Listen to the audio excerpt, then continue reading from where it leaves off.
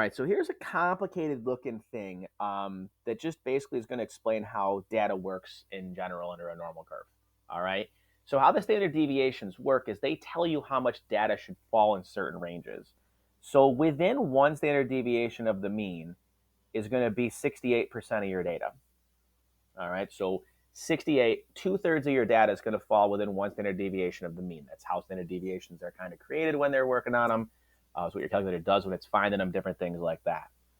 Okay, within two standard deviations of the mean, you're going to get 95% of the data. All right, so almost every bit of data is going to fall within two standard deviations of the mean in stuff that's normally distributed. This does not happen for everything, all right, but it happens for a lot of stuff just naturally. Okay, and then three standard deviations of the mean, you're basically going to get almost everything. You're going to get 99.7%, all right, within three standard deviations of the mean. This lets us give people percentile ranks on tests, like standardized tests like the ACT and the SAT. That's where those numbers come from. All right. It also lets us set different rates for insurance and stuff like that. That's the center of a lot of those different things. And other things in terms of, benefits that people get and different things like that is all centered around this kind of a picture. All right. Now, we're going to have to find the standard deviations and then find out what percent rank things have and how much data falls between these two different points and things. The calculator is going to do a lot of that for us.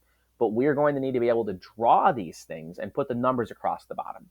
Okay? So what we're going to practice doing in this is this right here. Okay? We want to be able to put the numbers across the bottom so that we can then shade in what we're looking for and figure out answers to this.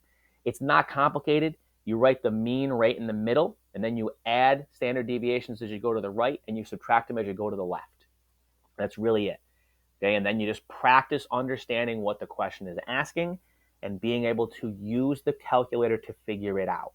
All right, we used to have to use charts and tables and things when I was in school, but it was the same process. All right, now you just hit some buttons in the calculator and it tells you an answer instead of you having to look it up in a chart.